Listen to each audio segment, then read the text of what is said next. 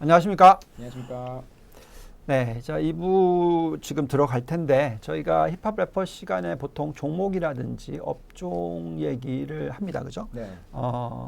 박상준 이사님께서 굉장히 준비를 열심히 해서 얘기를 해주시니까 저희가 지난주에 중국 시장에 대해서 좀 관심 가져봐야 되는 타이밍이다라는 얘기를 했었는데 관련해서 오늘은 아무래도 좀 투자 스타일의 전환 뭐 이런 것들에 대해서 얘기를 좀 해주시고 또 개별 업종들 얘기 좀 많이 해주실 것 같은데 네네.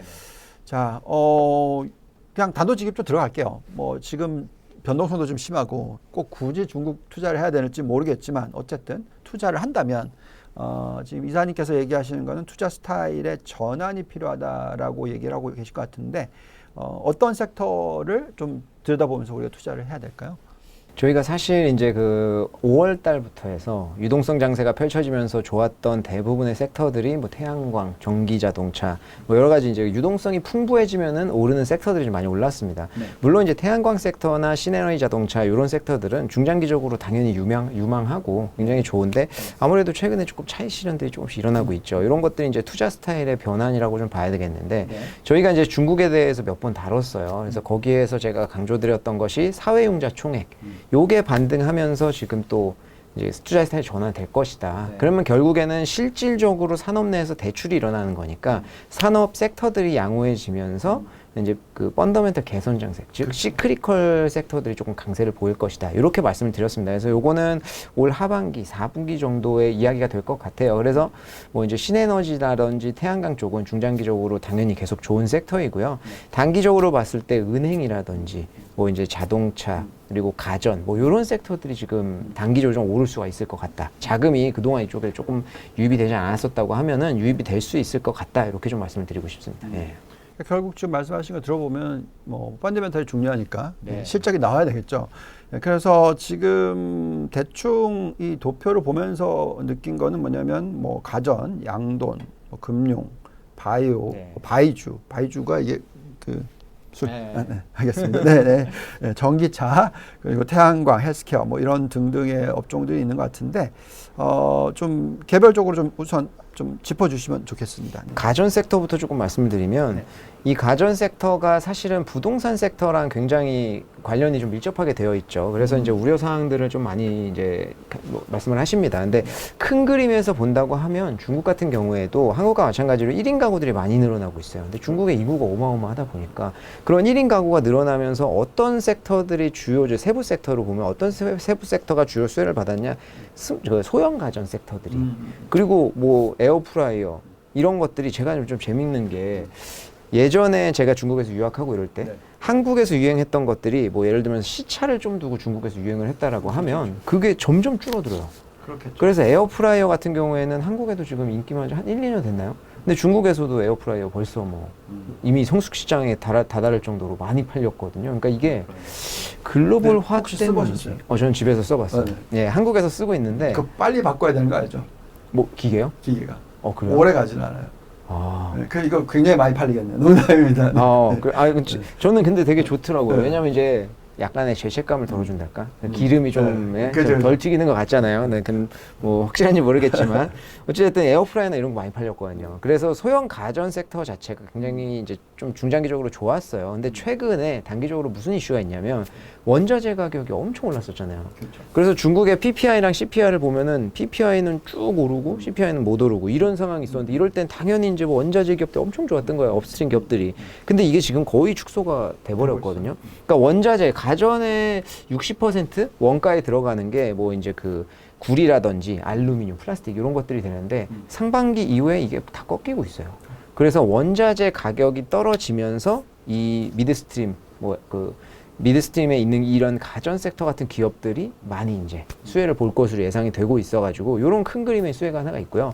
부동산 같은 경우에는 이제 중국의 어찌 보면은 뜨거운 감자인데 중국 정부에서는 계속 지표 개선을 위해서 노력을 많이 하고 있습니다. 부양책을 많이 쏟고 있기 때문에 부동산 지표가 개선되는 것이 어찌 보면은 올해 그리고 내년의 핵심이죠. 그래서 이런 것들이 개선이 된다고 하면은 사실 가전 섹터는 집을 더 사면 가전 섹터 그리고 중국은 한국도 요새 그런가요? 중국도 이제 집 처음에 이제 딱 내놓을 때 아예 이제 다 장비들이 뭐 냉장고에 들어가 있는 세트로 파는 경우가 많거든요. 대부분 그렇기 때문에 이제 새 집들이 늘어나면서 이런 수요가 많이 증가를 한단 말이에요. 그래서 이런 부양 정책 기조가 이어진다고 하면 결국에는 좀 수혜를 볼 가능성이 있고요. 네. 그리고 지방 정부에서는 직접적으로 이제 소비 부양 정책을 내놓고 있습니다. 그래서 실구매가의 실질적인 보조금을 지방 정부에서 막 주고 있어요. 그래서 뭐 이거 사면은 얼마 주고 이런 식으로 있기 때문에 소비들이 조금씩 늘어나고 있고요. 그리고 이제 위안화가 절하가 많이 됐잖아요. 그렇죠. 그래서 가전 기업들 같은 경우에는 수출 기업들이 많이 있습니다. 그래서 이 수출 기업들은 위안화 절하에 오히려 수혜를 좀 볼 수 있다. 그래서 이런 것들이 겹쳐서 이제 가전 섹터가 하반기에도 좀 좋을 것으로 예상을 하고 있는 건데 구체적인 종목들을 좀 보시면 이제 미디어 그리 다 아실 거예요. 우리가 실질적으로 중국에 조금만 살아보셨다고 하면 다 알죠. 이제 미디어 같은 경우에는 중국말로 메이디라고 하는 기업인데 요거는 중국 백색 가전의 대표적인 기업이고 에어컨 시장 점유율 1위예요. 그래서 굉장히 큰 기업이기 때문에 가전 섹터 하면은 당연히 이렇게 들어가고요. 그리고 그리 같은 경우에는 에어컨 많이 만들기는 하는데 인터넷 에어컨 쪽에 MS가 한 27% 정도 돼가지고 굉장히 이제 탑 티어에 드는 그런 기업이고 최근에 이제 가격 인상을 성공적으로 했어요. 그러니까 가격 전가율도 좋다. 그리고 미디어나 그리 같은 경우에는 결국에는 백색 가전이지만 이제 신에너지 쪽 뭐 이런 식으로 많이 이제 사업을 확장을 하고 있습니다. 그래서 중장기적으로도 좋은 거고요. 그리고 로밤 같은 경우에는 이게 이제 중국말로는 라오반이 사장님이잖아요. 사장님 전기. 한국말로 직역하면. 근데 이 로밤이라고 하는 기업이 이제 대표적인 중국의 주방 가전 제품 기업인데 저 예전에 여기 그 코로나 전에 저희 회사에서 기업 탐방 갔었거든요. 근데 그 쇼룸에 후드가 와 엄청 많아요. 그래서 거기서 다 켜보고 할 수 있었던 그런 굉장히 인상 깊었던 게 있었고 하나 또 인상 깊었던 건 IR 담당자가 기업에 당연한 거지만 기업에 대해서 엄청 다 꿰고 있더라고요. 나오는 질문 모든 걸 다 소화 가능할 정도로. 근데 그 당시에 제가 또 하나 인상 깊었던 거는 저희가 식기세척기 요새 많이 쓰잖아요. 근데 그때가 한 3, 4년 전인데 식기세척기 제품 많이 나오더라고요. 그래서 이런 것들이 그 당시 초기 시장이었는데 지금은 많이 팔리기 시작을 했다고 합니다. 그래서 그런 데도 수혜가 있어요. 그리고 마지막으로 하나 살펴볼 기업은 로보락이라고 하는 기업인데 요게 이건 처음 듣는데. 요거 그쵸. 요게 되게 생소한 기업이에요. 근데 그 코스트코 가면은 로보락의 로봇 청소기가 있어요. 한국에서 많이 사용을 하세요. 중국 제품인지 몰라요. 근데 이게 그 전체 전체 매출의 70% 정도가 이제 글로벌 매출이에요. 그래서 이제 그 글로벌 기업이라고 할 수가 있고요. 이게 글로벌 3위의 로봇 청소기 기업입니다. 그래서 이게 되게 재밌는 것은 전 세계 로봇 청소기 판매량의 10%가 이 기업의 로봇 판매예요. 그러니까 시장 점유율 한 10% 되고요. 네. 로봇 청소기 지금 집에 사용하시는 분들이 많이 없잖아요, 생각보다. 그러니까 이게 침투율이 적어서 성장 가능성이 좀 높아지고 있다. 그리고 제품 써본 분들 얘기 들어보니까 뭐 이거 걸레까지 자동으로 안에 세척된다고 하더라고요. 저는 그게 제일 매력적으로 와닿는데. 그러겠네요. 혼자 사시는 분들은. 네, 근데 이게 조금 생소한 이유가 뭐냐면요. 이게 688169 종목 코드가요. 688로 시작하면은 이게 과창판입니다. 그렇기 때문에 개인 고객들이 투자를 못하기 때문에 아마 생소하실 거예요. 그래서 제가 오늘 이제 개별 종목도 이렇게 말씀을 드리지만 ETF를 좀 갖고 왔어요. 왜냐하면 이 ETF 커넥트가 시작된 지 몇 달 됐는데 아직 모르시는 분들 많이 계시더라고요. 그래서 한국에 우리 신해의 자동차 섹터 ETF 이런 거 인기 많잖아요. 근데 ETF 커넥트라고 해서 지금 저희가 중국에 투자하는 게 그러니까 뭐 잘 모르겠지만 그러니까 성강퉁 이게 스탁 커넥트거든요. 홍콩 증시를 통해서 중국 증시에 있는 선별된 종목들을 살 수 있는 거예요. 사고 팔 수 있는 거예요. ETF는 그동안 대상이 아니었습니다. 근데 요게 올해부터 돼서 중국 본토에 있는 ETF를 살 수가 있어요. 86개 정도 종목이 되는데 이 종목들이 섹터별로 굉장히 다양해. 그리고 시가총액도 크고 유동성이 풍부하다. 그래서 선택하기에 나쁘지가 않다. 그래서 요 가전 섹터 ETF 같은 경우에는요. 159996 종목 코드로 상장이 되어 있고 어느 증권사에서나 매매가 가능하십니다. 시가총액이 4천억 정도 돼요.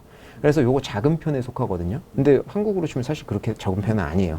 최소 매수 가능 금액이 최소 단위가 있잖아요. 중국 종목은. 그래서 100주 정모를 고려했을 때 한 2만 원 정도니까 이게 가전 섹터의 개별 종목을 살려고 하면 사실 2만 원 한 주에 불가능하거든요. 근데 ETF는 2만 원에 섹터를 살 수 있다. 이런 이제 매력이 있는 거고 이게 산업 비중을 보면 당연히 이제 가구가 제일 많고요. 제가 좀 말씀드리고 싶은 거는 보유 상위 종목 탑 10에 그 로보락이 들어있어요.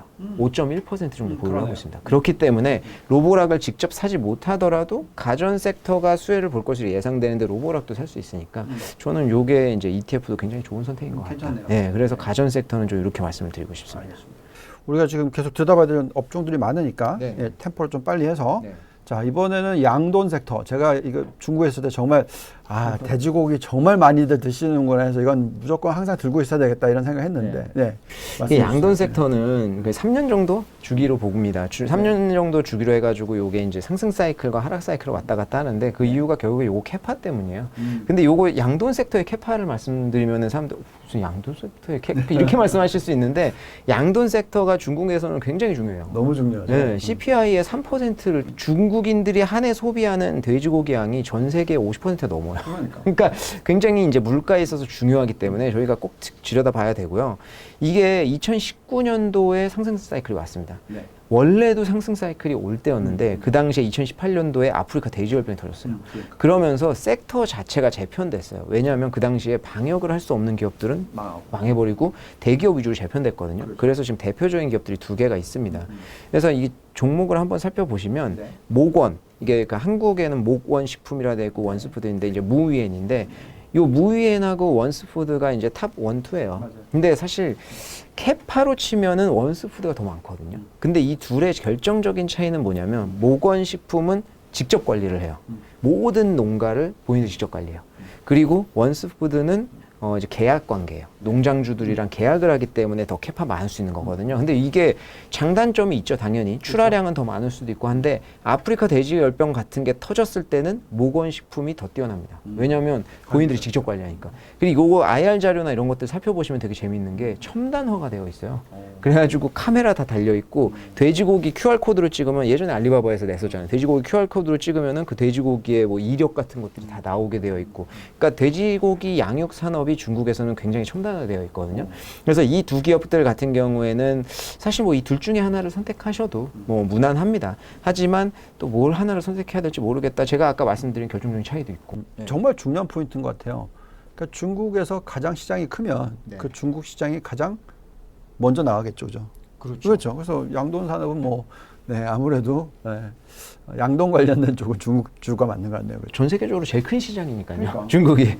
그리고 양돈 섹터 ETF는 한번 보시면 159825 종목으로 이제 종목 코드로 상장되어 있는데 시가총액도 한 3,900억 정도 되고요. 아까 비슷하네요. 네, 아까 비슷하게 한 17,000원 정도면 한 주를 살 수가 있습니다. 그래서 요 그 보유 상위 탑10 종목을 보면은 원스푸드랑 목원식품이 차지하는 비중이 한 22% 정도가 돼요. 그렇기 때문에 전반적으로 골고루 양돈 섹터에 투자할 수 있는 ETF다. 그래서 제가 아는 기업들 많습니다. 그렇죠. 여기 뭐 이리 시럽도 있고 여러 가지 종목들이 있는데 이거를 만약에 이제 한 종목에 투자하는 게 내가 조금 리스크가 좀 불안하다라고 하시면 그냥 섹터 자체에 투자하시는 것도 괜찮고 지금 양돈 섹터는 올해 하반기 들어서 상승 사이클에 들어갔어요.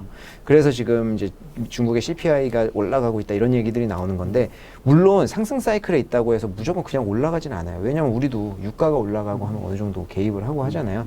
그러니까 돼지고기 가격이 너무 많이 오르면 당연히 정부에서 개입을 하겠지만 그렇다고 완전히 디스카운트로 떨어뜨릴 수는 없는 거거든요. 상승 사이클에 있을 때는 당연히 이제 주가가 좀 상승할 수 있는 가능성이 굉장히 높아졌다.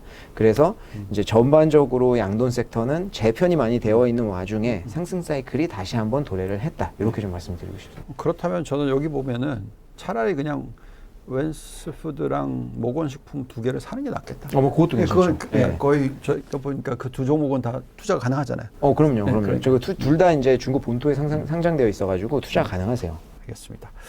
자, 그럼 이제 금융업종. 참 제가 금융업종을 참 많이 들여다보는데 전문 분야고 참 금융 투자는 종목 투자가 참 어려운데 한번 말씀 좀 부탁드려 보겠습니다. 그래서 제가 종목을 안 가져왔어요. 왜냐하면 이게 종목 개별 종목으로 들어가면 쉽지도 않고요. 어떤 그 금융 섹터가 당연히 지금 이제 뭐 사회융자 총액이 늘어난다는 것은 대출이 늘어난다고 하는 거니까 수혜를 볼 거는 다 알겠는데 여기서 어떤 종목을 선택하느냐. 그러면은 사실은 이제 뭐 지방은행들, 뭐 상해라든지 특히 지방은행들은 다 그 사는 지역에 따라서 이제 매출이 다르잖아요. 중국에 잘 사는 지역에 있는 지방은행들이 당연히 탄력성은 더 좋겠죠. 근데 그거를 버티기가 쉽지 않다, 개별 종목. 그래서 제가 그냥 ETF로 갖고 왔습니다. 그래서 510230이라는 종목 코드로 상장이 되어 있는데 요거는 시가총액 6,300억 정도 되고요. 요것도 17,000원 정도면 돼요. 질문이 있어요. 네. 이거는 그럼 배당이 나오나요? 배당 나오죠. 근데 여기 배당률을 제가 안 넣었네요. 그러니까 왜 제가 중요하냐면 미국과 다르게 중국 같은 경우에는 이제 금융 산업의 비중이 전체 시가총액의 30%가 넘어요. 그래서 너무나 크기 때문에 이게 나중에 어떤 위기가 올 수도 있어요. 그래서 저는 보통 이 중국 금융주 투자할 때는 그냥 배당 사이클 때 배당 받고 샀다 팔았다를 좀 단기 트레이딩. 예, 그런 식으로 좀 많이 얘기를 하거든요. 예, 근데 아무튼 뭐 사이클적으로 지금 대출 수요가 증가하니까 투자할 만한 타이밍이고 배당 일드가 좋다고 제가 알고 있기로는 뭐 최소 4% 정도 나오는 것 같더라고요. 예, 그래서 그거를 잘 활용하시는 게 나쁘지 않다라는 생각이 드네요. 말씀하신 대로 지금 ETF니까 배당 당연히 나오겠죠. 저도 금융 섹터에 장기적으로 투자하는 것은 사실은 뭐 금융 섹터 잘 하시는 분이 아니면 쉽지 않다고 생각하기 때문에 배당률을 보시고, 그리고 중국 주식들이 생각보다 배당을 많이 해요. 모든 섹터에 걸쳐서. 그렇기 때문에 지금 소개한 대부분의 ETF는 배당률이 어느 정도 나온다라고 보시면 좋을 것 같습니다. 종목 구성 좀 얘기해 주세요. 예, 종목 같은 경우에는 이제 차이나 머천트 뱅크, 이제 저희가 초상증권이지 않습니까? 저희 초상은행, 저희 그 민간 은행 중에서는 제일 유명하죠. 그래서 초상은행 비중이 항상 제일 큰 것 같아요. 그래서 초상은행이 한 15% 정도 있고요. 그리고 이제 저희 많이 아시는 평안보험도 한 15% 정도 됩니다. 그래서 이 두 가지 기업만 해도 사실 비중이 꽤 크기 때문에 요 기업들, 그리고 이제 그 주요 은행들, 뭐 상업은행이라든지 저기 뭐 공상은행이죠, ICBC. 제가 다 들여다봤던 은행들인데, 네, 뭐 시틱, 또 이 시틱 그 중신증권, 뭐 이런 데들이 있기 때문에 다 대부분 이제 시중에 큰 은행들, 큰 금융권의 기업들 위주로 이제 그 편성이 되어 있습니다. 다들 배당률이 상당히 높을 겁니다. 그래서 잘 활용을 하시면 좋을 것 같네요. 그죠? 네. 자, 그러면 이제는 아까 잠깐 바이주, 네네, 백주, 네, 술. 네, 제가 술을 안 마시다 보니까 아무튼 우선 이 바이주 섹터, 미국은 이 백주 시장을 빼놓고는 소비 시장을 얘기할 수가 없잖아요. 아, 그럼요. 네. 사실 뭐 시가총액 1위인 기업이 뭐 이제 마오타이주다 보니까 사실 이 그 전통적으로 9월에서 10월 정도가 이제 바이주 섹터에서는 성수기예요. 그런데 이게 지금 최근에 이제 뭐 락다운도 있고 여러 가지 이슈가 있다 보니까 최근에 조금 눌려 있었거든요. 그렇기 때문에 이제 밸류에이션도 좀 상대적으로 많이 떨어져 있는 그런 상황이다. 그리고 바이주 같은 경우가 생각보다 그 격리 완화랑 굉장히 긴밀한 연관이 되어 있어요. 지금 홍콩 같은 경우에는 격리는 없어졌죠. 격리는 없어졌지만 다만 이제 QR코드로 체크해서 한 3일 정도는 식당 같은 데 못 가고 뭐 이런 거는 제한은 있습니다만은 홍콩이 먼저 풀었어요. 그리고 중국도 지금 계속 이야기들이 나오고 있거든요. 그래서 중국도 격리 완화가 될 가능성이 높아지고 있습니다. 다만 내부에서는 산발적인 그런 뭐 저거는 팬데믹, 예, 산발적으로는 있지만 상해처럼 또 되지기는 힘들다라고 이야기하고 있잖아요. 그런 상황 내에서는 기존에 했던 연회나 행사 같은 것도 이어질 것이다. 연회나 행사에 꼭 이제 뭐 미국 같은 데는 샴페인이겠지만 중국에서는 바이주가 빠질 수가 없다. 그렇기 때문에 바이주의 수요 같은 경우에는 이제 좀 늘어날 것으로 예상을 하고 있고, 제가 준비한 표를 보면 재밌는 것은 바이주, 대표 바이주, 당연히 프리미엄 바이주 기업들인데 이 프리미엄 바이주 기업들의 리테일 가격이 M2 증가율하고 상관성이 있어요. 오, 신기하다. 네, 이게 신기한 게 왜냐면 프리미엄 바이주는 중국에서 자산으로 인정을 받는 거예요. 네. 근데 마오타이주 같은 경우에는 집에 보관하잖아요. 그걸 누가 이번 주에는 마오타이주 먹을까 사가지고 먹는 사람 없잖아요. 다들 이제 중요한 행사에 먹겠다고 자산으로 보관하면 리셀 가격이 또 엄청 올라가고. 정말 비쌉니다. 그렇기 때문에 이게 이제 M2의 증가율, 결국에 돈이 많이 풀리는 시기에 결국 가격이 좀 많이 오르는 효과가 있습니다. 그래서 기업은 당연히 이제 준비한 것은 귀주 모태주, 이제 귀주 모태주인데 바이주 sek터 중에서 당연히 이제 실적이 굉장히 튼튼하고 이제 좀 확실하게 투자할 수 있는 기업이다. 시가총액 1위이기도 하니까요. 근데 요게 이제 그 뭐 아이 마오타이라고 플랫폼 론칭 해가지고 인당 2병씩 한정으로 구입할 수 있는 뭐 이런 것도 만들기도 했어요. 근데도 여전히 수요가 공급보다 많은 상황입니다. 왜냐하면 그럴 수밖에 없는 게 이게 약간 에르메스랑 좀 비슷한 것 같아요. 이제 캐파가 그러니까 만들 수 있는 게 한정되어 있어요. 이제 귀주 모태는 거의 그 지역에서만 생산되는 물로만 만들 수 있는 거고, 또 숙성 기간이 필요하잖아요. 그러니까 이게 나올 수 있는 게 굉장히 한정되어 있거든요. 물이 굉장히 술에 있어서는 중요한 거기 때문에 그래서 그런 것들을 가정을 했을 때 당연히 계속 수요가 더 많을 수밖에 없었죠. 사실 귀중호텔은 좀 안타까운 건 과거에 반부패 정책 할 때 엄청나게 꺾였을 때 그때가 정말 제 생각에는 절호의 투자 기회였다. 예, 좀 근데 지금 같은 경우에도 꾸준히 이제 주가는 오르고 있는 그런 상황이고 최근에 좀 조정을 받았지만 근데 이게 재밌는 게 귀중호텔가 출고가가 지금 900위안 정도 돼요. 평균적으로. 900위안 정도 되면은 뭐 15만, 1000위안이면 한 15만 원 정도 뭐 이렇게 된다고 봐야 되는, 19만 원 정도 되겠네요, 지금은. 근데 이게 리테일 가격은 3000위안 정도 돼요. 거의 3배. 근데 이게 왜 다르냐면, 이제 귀중호텔에서 도매상한테 팔면 그 도매상은 본인들이 프리미엄 붙어서 파는 거예요. 그러니까 이게 사실 프리미엄이 붙는 거라니까 약간 그런 제약은 있어요. 이게 도매 출고가를 많이 올리지 못해요. 꾸준히 올리기는 했었는데 확 올릴 수가 없는 게 본인들이 올리면 또 왜냐면 네, 사회적인 지탄 받을 수 있잖아요. 뭐 그런 제약은 있지만 어찌됐든 몇백만 원짜리도 많이 봤어요. 제가. 그럼요. 그거는 한 모금에 얼마인가요? 한 잔에. 네, 그거는 뭐 거의 뭐. 네, 근데 요거는 이제 프리미엄 바이주 중에서 대표주고요. 그리고 이제 펀 와인이라고 해서 이제 요거는 사실 좀 중소기업 쪽인데 이제 탄력성이 굉장히 크다고 해서 제가 하나 준비를 해봤습니다. 근데 그 마오타이주 같은 경우에는 백주가 저희가 기본 단위잖아요. 투자할 때. 그거를 감안을 하면 사실 굉장히 비싸거든요. 그래서 개인적으로 주식을 투자하시기가 좀 힘들 거예요. 이게 대표적으로 그 제약이 좀 많이 걸리는데 그래서 ETF로 하시는 것도 요거는 굉장히 좋은 방법입니다. 이 제가 준비한 ETF는 512690이라는 종목 코드로 되어 있는데 시가총액이 이건 뭐 1.9조 원이에요. 그러니까 사실은 뭐 거의 엄청 크다고 할 수 있고 최소 매수 가능 금액도 14,000원 정도. 그렇기 때문에 뭐 거의 부담 없이 좀 투자를 하실 수가 있고요. 보유 종목을 보시면 우량의 이빈 그게 한 15% 정도, 귀중모태가 15% 정도 되니까 거의 프리미엄 바이주가 상단을 좀 차지하고 있다 이렇게 보시면 될 것 같습니다. 그래서 바이주 섹터도 사실 최근에 어떤 그 코로나 완화라든지 이런 것들 그리고 이제 자금 저희가 중국 정부는 사실 지금 미국과는 다르게 긴축 기조는 아니잖아요. 그래서 M2도 많이 늘어나 있고 이런 상황이기 때문에 그런 것들에 좀 수혜를 볼 것으로 예상을 하고 있어서. 바이주 섹터도 하반기에는 좀 좋을 것이다. 이렇게 좀 보고 있습니다. 그렇기 때문에 이런 ETF 선택도 괜찮은 것 같아요. 알겠습니다.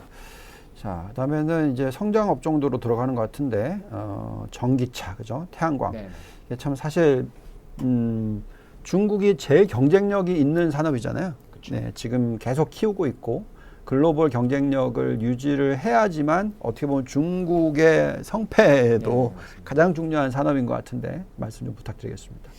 저희가 이제 자동차, 신에너지 자동차 하면 항상 이제 보조금 얘기를 안 할 수가 없는데, 보조금이 지금이 올해 만료예요. 근데 아직까지 연장 얘기는 나오고 있지가 않습니다. 근데 시장에 돌고 있는 루머는 연장은 할 것이다. 이렇게 예상을 하고 있어요. 근데 왜 안 나오냐? 그걸 지금 하면은 4분기에 누가 사겠어요? 그냥 좀 힘든데 내년에 살까? 이렇게 할 수 있잖아요. 그럼 올해 4분기에 수요에 영향을 줄 수 있기 때문에 아직까지 당연히 발표를 안 할 거고, 요거는 내년 초나 올해 4분기 말에 이제 발표를 할 가능성이 높다. 이렇게 예상을 하고 있는 겁니다. 그리고 저희가 상반기에 이제 그 반도체 쇼티지가 엄청 심했잖아요. 그래서 거기에 조금 집중을 했다라고 하면은 하반기에는 이제 판매량. 요거에 굉장히 예민할 거예요. 저희가 앞에서 이제 테슬라 이야기 하면서도 전기차 시장 좀 이야기를 했지만, 테슬라 말고 이제 저희가 중국이 올해 한 600만 대 정도 판매 예상하고 있거든요. 내년에는 조금 증가해서 800만 대 정도 예상을 하고 있는데도 불구하고 테슬라를 제외한 그 하위 기업들은 경쟁이 엄청 심해요. 그래서 판매량 데이터에 굉장히 예민할 것으로 예상을 하고 있는데, 뭐 그런 것들을 좀 감안을 해서 투자를 하면 될 것 같고요. 종목을 좀 보시면 당연히 이제 신에너지 자동차에는 CATL이 빠질 수가 없겠죠. 그래서 CATL이라든지 뭐 BYD라든지 대표적인 종목들을 좀 준비를 했는데, 이 CATL 같은 경우는 저희가 투자를 못 해요. 그래서 또 ETF로 투자를 해도 가능합니다. 예, 그래서 이 전기차 ETF가 515030으로 상장되어 있는데, 이것도 뭐 시가총액 1.9조 원이고 36,000원 정도면 투자가 가능합니다. 근데 구성 종목을 보면은 당연히 CATL이 한 10% 정도가 들어있어요. 그래서 CATL에 직접적으로 투자 못 하신다고 하더라도 이 ETF를 통하면 CATL 포함해서 2위는 BYD가 10% 정도 담고 있거든요. 그래서 이제 이렇게 다 투자를 할 수 있는 그런 차트 ETF. 괜찮아 보이는데. 아무튼 네, 그래서 최근에 좀 조정을 받았지만 중장기적으로는 당연히 좋은 섹터죠. 네, 그래서 이제 CATL이 10%, BYD가 10%, 그리고 뭐 이제 또 배터리 업체들 이런 게 5%씩 이렇게 내려가고 있습니다. 전기차 다음으로 태양광도 같이 또 연결해서 말씀. 그렇죠. 태양광이 이제 최근에 조금 조정을 받았는데 태양광 제법 많이 섹터는 받았죠. 예, 저희가 이제 중장기 섹터로 아까도 이제 시작에 말씀을 드렸습니다. 그래서 지금 조금 들여다보시면 좋을 것 같고요. 이게 태양광 섹터 같은 경우에는 이제 제가 항상 이야기하지만 이제 탑콘 그리고 이제 뭐 HJT, HBBC 제 차세대 기술들이 최근에 경쟁을 하고 있지만 우위는 지금 탑콘에 좀 있는 상황입니다. 그래서 요런 이제 그 탑콘이라든지 이런 그 신기술들이 도입이 되면서 시장이 더 커질 것으로 보고 있고 제가 준비한 표를 보시면은 이 중국의 태양광 연간 신규 설치 용량이 낙관적으로 보든 보수적으로 보든 상당히 급격하게 증가를 하는 모습을 보이고 있어요. 그렇기 때문에 sek터 자체는 굉장히 좋을 것으로 보이고 있고 저희가 이제 그 융기 실리콘에 투자 많이 하실 거예요. 근데 융기 실리콘 같은 경우에는 HPBC라고 하는 기술, 이제 신기술을 이제 도입을 해서 계속 상용화 시키고 있는데 요게 그 탑콘에 대비해서 수율이 좀 안 나와요. 그러니까 수율이 안 나는 그 양품이 이제 계속 이제 불량품들이 좀 많이 늘어난다는 거죠. 그렇기 때문에 요게 효율이 이론적으로는 뭐 26%까지 가능하다고 하지만 현재 24.5% 정도. 그러면 탑콘이 25.1% 정도 나오니까 조금 차이가 있다. 그래서 아직까지는 좀 탑콘이 괜찮은 것 같다. 근데 이것도 마찬가지로 제가 이제 종목을 뭐 여러 개를 준비를 했습니다. 그래서 뭐 통웨이 당연히 이제 소재 쪽 그리고 융기 실리콘 뭐 자솔라라든지 드린다고 이런 종목들을 준비를 했는데 저희가 진코솔라는 많이 이제 소개를 드렸으니까 예. 그래서 말씀을 드리지만 이게 좀 뭐 나는 차세대 기술 하나를 선택하기는 나는 좀 잘 모르겠다. 이렇게 말씀하시는 분들은 당연히 그냥 태양광 섹터가 중장기적으로 이제 좋은 섹터니까 그냥 섹터 자체에 투자하시는 것도 괜찮아요. 그래서 요거를 뭐 한국에 상장되어 있는 태양광 sek터 ETF는 연금 쪽에서 투자하시고 아니 이제 뭐 중국 위안화가 지금 뭐 사실 한국 돈 대비는 많이 절하된 것은 아니지만 많이 이제 글로벌리 절하되어 있고 하니까 투자하신다고 하면은 이런 ETF를 선택하셔도 좋을 것 같다. 그래서 515790으로 중국 증시에 상장이 되어 있습니다. 요건 시가총액 한 2.8조 원 정도 되고요. 한 3만 원 정도면 예. 워낙 이제 인기가 많았던 섹터이다 보니까 투자할 수가 있고 보유 상위 종목 탑 10을 보면은 통웨이가 이제 소재죠. 이쪽에 한 10% 정도, 융기 실리콘이 한 10% 정도 들어가 있습니다. 그래서 밑으로 쭉 내려가면은 여러 가지 이제 태양광 관련된 기업들이 포함이 되어 있습니다. 저희 모델 더 돌려보면은 이게 좀 다르게 생각하셔야 되는 게 뭐냐면은 얘네들은 돈을 벌어요. 네. 예. 보통 태양광 그러면 돈 못 번다. 왜냐면 미국 쪽이 그렇거든요. 그렇죠. 그래서 다들 뭐 선런이라든지 뭐 이렇게 태양광 회사들이 뭐 펄스 솔라를 제외하고는 별로 실적이 안 나와요. 그래서 이제 금리 올라가면은 안 좋다고 생각하시는데 네. 중국은 미국보다 훨씬 효율이 좋기 때문에 실적이 상당히 좋은 편입니다. ROE가 높기 때문에. 그래서 중국 관련된 태양광 관련된 투자가 더 매력이 있다라는 것은 확실한 것 같습니다. 네. 네네. 자, 그러면 마지막이네요. 그죠? 마지막으로는 헬스케어. 이 업종에 대해서 지난주에도 헬스케어 얘기 많이 하셨는데 예, 간략하게 아니면 뭐 더 많이 얘기해 주셔도 되고. 예. 아무래도 이제 헬스케어 섹터가 이제 뭐 최근에 이제 관련된 정책이 나오기도 했고 이제 뭐 의료기기 그 대출 금리 낮춰주는 정책이 나왔기 때문에 좀 섹터가 들썩이기 시작했어요. 그 이유가 10년 내 이제 최저 밸류에이션이고 그동안 많이 조정을 받았기 때문에 좀 그런 현상이 좀 나타나고 있는데 그래서 헬스케어야말로 아마 이제 한두 개 종목을 선택하기가 굉장히 힘드실 거예요. 그래서 이제 헬스케어 관련된 ETF를 좀 준비를 해봤습니다. 이제 한국에도 이런 ETF가 있는지 모르겠지만 사실 요거는 좀 압도적으로 중국의 상당적인 ETF가 난 것 같아요. 왜냐하면 시가총액도 3.44조 원이거든요. 네. 그러니까 굉장히 안정적이고 유동성도 풍부하고 이제 최소 매수 금액도 10,000원 정도면 가능하기 때문에 이제 그 중국에 상장되어 있는 헬스케어 기업들을 싼 값에 투자를 할 수가 있다. 그리고 뭐가 있냐면 헬스케어 기업들이 이제 한국에 상장되어 있는 헬스케어 관련된 ETF나 이런 것들을 보시면 홍콩 종목들도 많이 담고 있어요. 뭐 홍콩 종목이 나쁘다는 게 아니고요. 아무래도 지금 홍콩 증시 같은 경우는 외국인 수급의 영향을 좀 많이 받아요. 네. 그리고 본토의 이제 과창판이나 창업판의 헬스케어 관련된 기업들이 상장되어 있는 게 꽤 많습니다. 네. 그렇기 때문에 요거는 저희가 직접 투자를 할 수 없어서 ETF로 커버를 해야 더 다양하고 심층적으로 섹터에 접근을 할 수가 있는 거예요. 그래서 이제 제가 준비한 요 ETF가 이제 그 종목 코드가 512170 표를 보여드리겠지만 요걸 보시면 아시는데 보유 상위 종목을 보시면 뭐 아이얼 앵커라고 해서 요거 안과 병원, 그리고 뭐 우시앱텍, 뭐 저희 시아로 쪽에 상당한 글로벌리한 그 입지를 가지고 있는 기업이고, 요 그 션전 민드레이 요 기업을 제가 좀 말씀드리고 싶은데, 의료기기 쪽에서는 이 기업이 글로벌 레벨이에요. 어떤 의료기기죠? 이제 그 뭐 심장 그 뭐 암이라든지 이런 진단 관련된 의료기기들 많이 다루는 그런 의료기기인데, 요거는 이제 글로벌급이거든요. 그래서 요게 이제 비중이 한 10% 정도 됩니다. 그렇기 때문에 이 요거를 직접적으로 투자할 수가 없어요. 요게 창업판에 상장되어 있거든요. 근데 요거를 ETF로 투자하시면 10% 비중이 들어가 있기 때문에 꽤 큰 비중으로 중국의 의료기기 시장에 접근할 수 있는 방법이다. 그래서 제가 좀 ETF를 준비를 해봤습니다.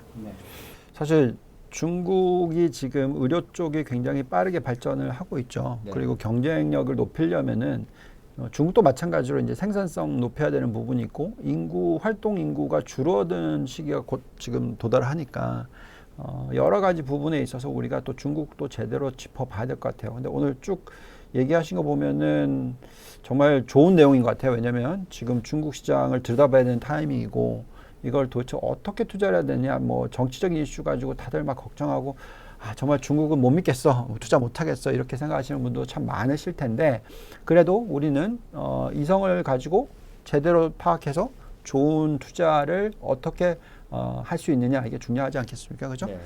지금 그 ETF 리스트 쭉 뭐 가지고 오신 것 같은데, 여기 쭉 한번 참고를 하시면서 아무래도 종목 선별은 뭐 어떻게 변할지 잘 모르니까 참 힘드니까 ETF를 활용하셔서 투자를 하시면 중국 투자의 어떤 길라잡이가 되지 않을까. 네, 항상 좋은 내용을 중국 관련해서 말씀해 주셔서 정말 감사드립니다.